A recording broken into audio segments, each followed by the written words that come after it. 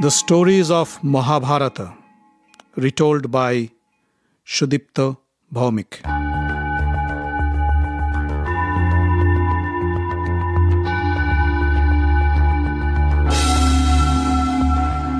Dear friends, welcome to another episode of The Stories of Mahabharata. In the last episode, we heard the story of Draupadis Sayamvara and how Arjuna passed the difficult test to win her.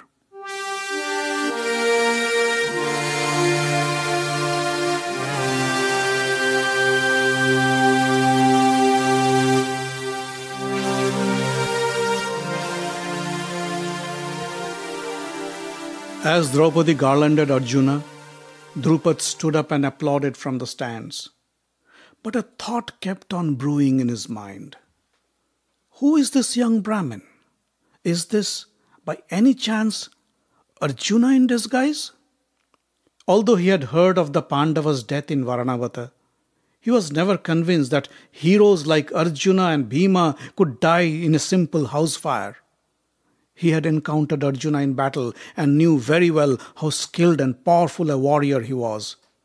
In fact, he had designed this contest with the secret motive to find Arjuna, for he knew that very few people on this earth could pass such a difficult test, and Arjuna was one of them. But this Brahmin... Drupad's chain of thoughts were suddenly shattered by angry shouts and protests from the hall. The invited kings and princes were furious at Drupad. How could Drupad allow a Brahmin to participate in this contest? Doesn't he have any respect for royalty? They were the invited guests, the real contenders. The Brahmins were supposed to be mere spectators, nothing more. This was nothing but Drupad's crude attempt to insult the invited monarchs like Duryodhana, Dussasana, Karna, Shalya and others. "Drupad must be punished," they yelled. They picked up their weapons and menacingly moved towards Drupad to attack him. Yudhishthira called Arjuna and said, "Arjuna, King Drupad is now your father-in-law, our relative. We must protect him. You and Bhima go ahead and defend the king while we take Draupadi outside to safety." Arjuna picked up the bow and stood ready to defend Drupad, while Bhima uprooted a tree and used the trunk as his weapon and waited for the kings to attack him. Although the kings were taken aback to see Bhima uproot a tree with his bare hands, but they were too angry to think twice. With uncontrolled frenzy, they pounced upon Bhima. But with one swift blow of the trunk, Bhima swept away the attackers. King Shalya of the Madra kingdom was a great wrestler. He jumped on Bhima and tried to pin him down, but Bhima shook him off, and then he lifted him up over his shoulder and threw him down to the marble floor. But he made sure that Shalya was not mortally injured, since he happened to be Madri's brother and hence their uncle. In the meantime, provoked by Duryodhana and the other kings, Karna attacked Arjuna with a barrage of arrows. Arjuna destroyed them all in mid-air. A fierce battle ensued between Karna and Arjuna. Karna used all his skills and weapons to attack Arjuna, but not a single weapon could touch Arjuna. He countered them all and stood defiantly, laughing at Karna. Karna realized that his opponent was no ordinary Brahmin. He stopped attacking Arjuna and asked, "Who are you, Brahmin? Your skills are really impressive. Only few people, like my Guru Parashurama, Lord Indra, Lord Vishnu or Arjuna could counter my weapons. Are you any one of them?" Arjuna laughed and said, "I am only a simple Brahmin, Karna, so attack me and defeat me if you dare." Karna knew that it would be impossible to defeat the Brahmin. He put down his bow and said, "Pardon me, O Brahmin.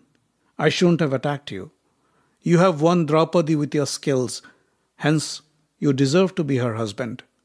Saying this, he walked away from the hall.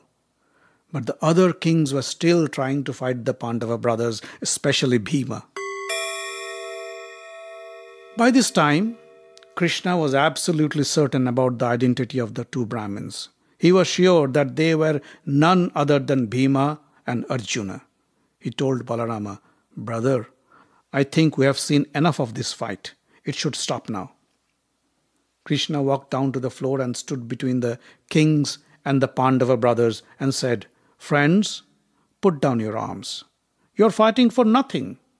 This young Brahmin has passed King Drupad's test and has rightfully won Draupadi as his bride. Why don't you accept this fact and go home? I think it would be best for your health as well as your kingdoms." The kings didn't have the courage to argue with Lord Krishna, so they put down their arms and slowly dispersed from the Sayamvara hall.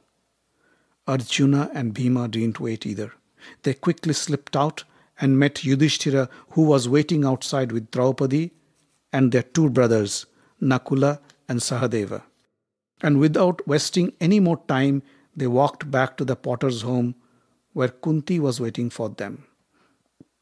As they left the palace premises, Drupad called Drishtadumna aside and said, "Go and follow these Brahmins. Find out who they are and where they come from. But make sure they don't notice you. Go." Drishtadumna covered himself in a shawl and followed the Pandavas from a distance to their home.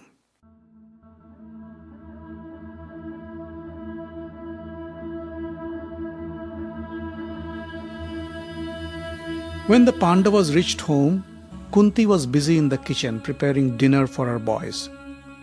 Even before the brothers stepped inside the house with Draupadi, excited Arjuna called out, "Mother, look what we have brought for you today."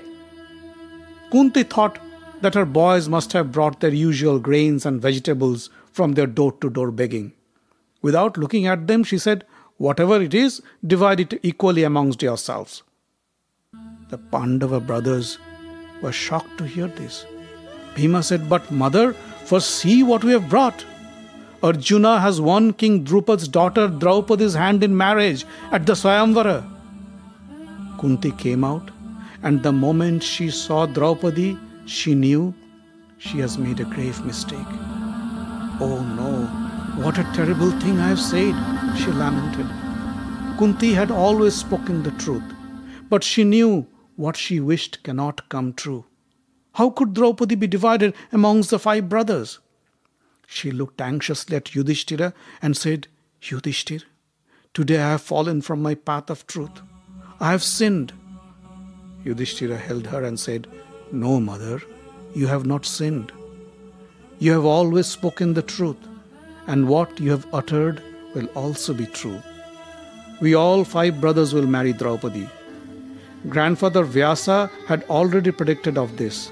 This is our destiny, and this is Draupadi's destiny."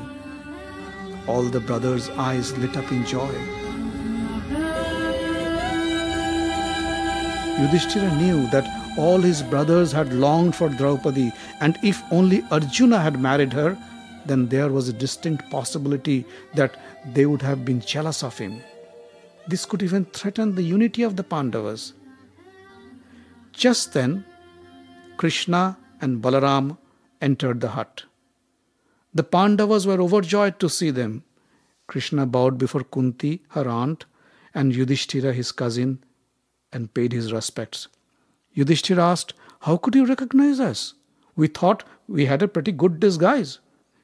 Krishna smiled and said, "Fire cannot be kept hidden even if you try. We were so happy to see you. I knew heroes like you cannot be destroyed by a petty house fire. But seeing you live in the Sayamvara hall, I felt much better. We hope soon your days of hardship would be over and your fame and prosperity would spread and grow like wildfire. But we must leave now, else people might become suspicious." After Krishna and Balaram left, the 5 brothers sat down to have their dinner while Draupadi served them. As usual, half of the food was served to Bhima, and the rest was divided amongst the 4 brothers, their mother Kunti, and Draupadi. After dinner, the brothers lied down to sleep on a straw mat on the floor. Kunti slept at their head, while Draupadi slept at their feet. The brothers chatted about the day's proceedings and about warfare and weapons, and soon they all fell asleep. Drishtadumna had been listening to all this secretly from outside the hut. He was quite convinced that the brothers were not Brahmins, but were Kshatriyas or the warrior caste. From their discussion and demeanor, he was also convinced that the brothers must be of some royal order.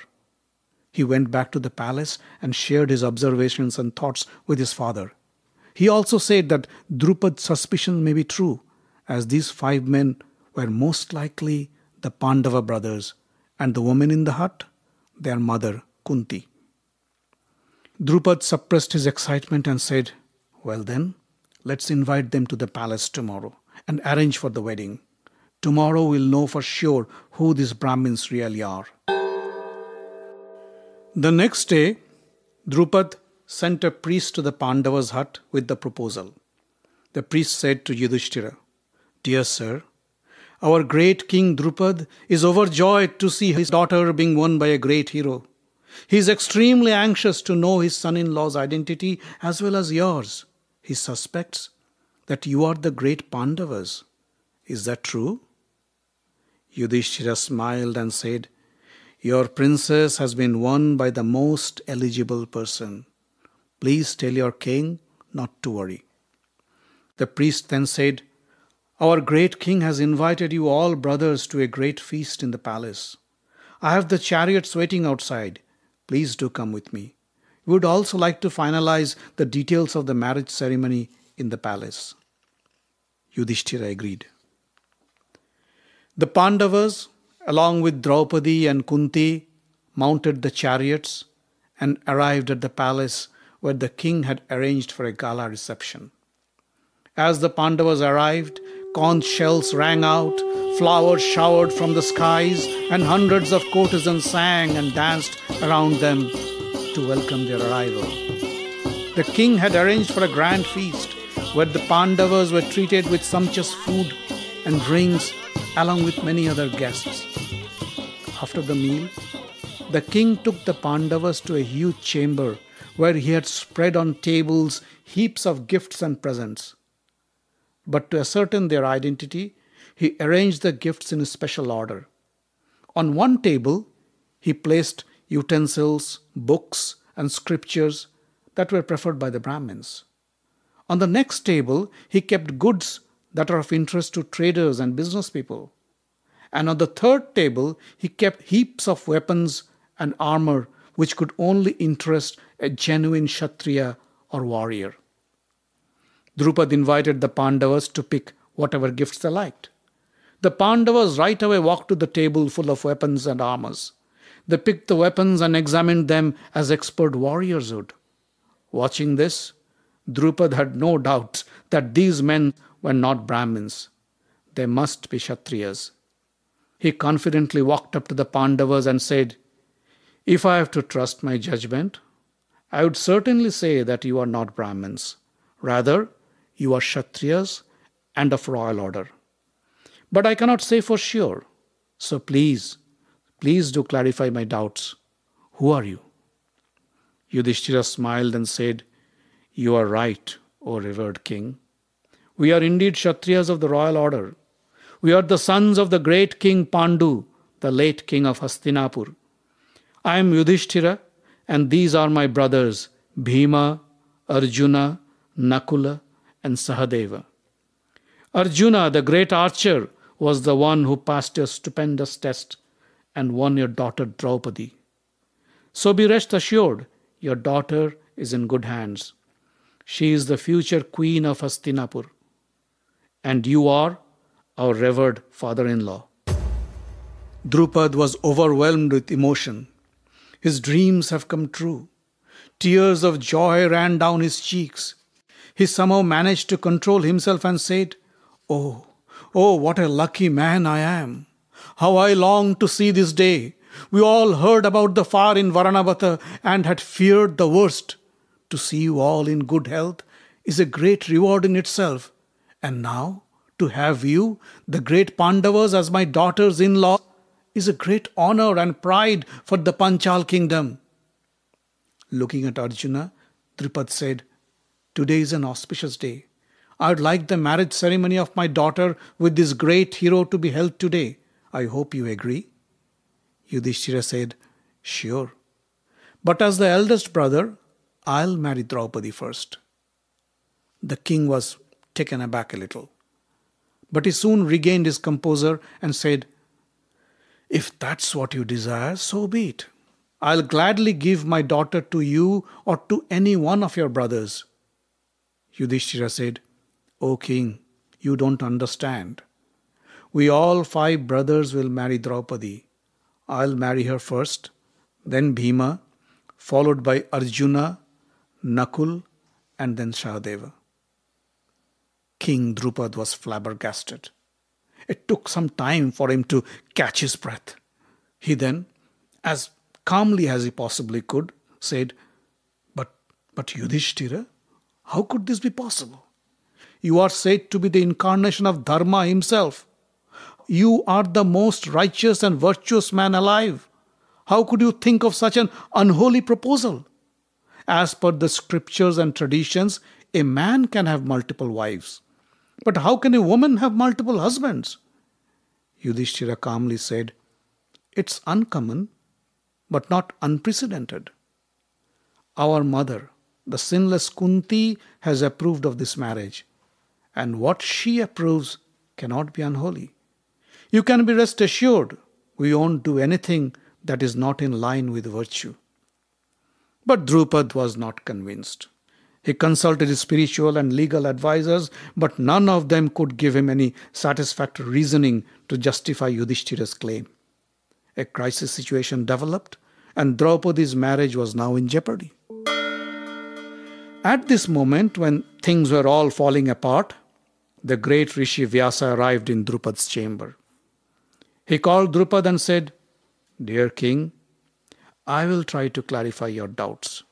Come with me." He took Drupad to a private chamber and told him a story. Vyasa said, "The Pandavas were the 5 Indras, or the gods of heaven, in their past life. Once Indra, the ruler of the heavens, along with his 4 compatriots and their consort, had upset Lord Shiva with their arrogance. Shiva cursed them to be born as human beings on this earth. Shiva also ordered their consort, a beautiful celestial maiden, to be born in this world as Draupadi and marry the 5 Indras. So you see, King Drupad, this marital arrangement was preordained. Such a marriage may not be admissible among humans, but as I said, the Pandavas and Draupadi are not normal human beings. They are gods and are obeying the commands of none other than Lord Shiva." After hearing this story, Drupad had no more concerns. He gladly agreed to the proposal and ordered his ministers to arrange for the marriage ceremony. The entire city of Kampilya was decorated with flowers and garlands. The people of the city joined the festivities, which continued for 5 days. On each of the 5 days, Draupadi was given in marriage to each of the 5 brothers, starting with Yudhishthira, followed by Bhima, Arjuna, Nakula, and Sahadeva. When Krishna got the news of the marriage, he sent many gifts of gold, silver, and other precious stones and jewelry.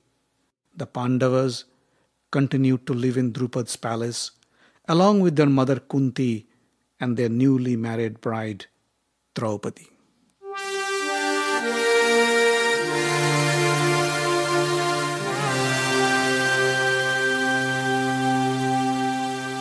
The Stories of Mahabharata is written, directed, and told by Sudipta Bhawmik. Audio engineering, original music, and sound design by Aviziv. The podcast is distributed under the Creative Commons non-commercial license. Find us online at facebook.com/Mahabharata podcast. Join the group for updates and news. Subscribe to the podcast using iTunes or any podcast catcher.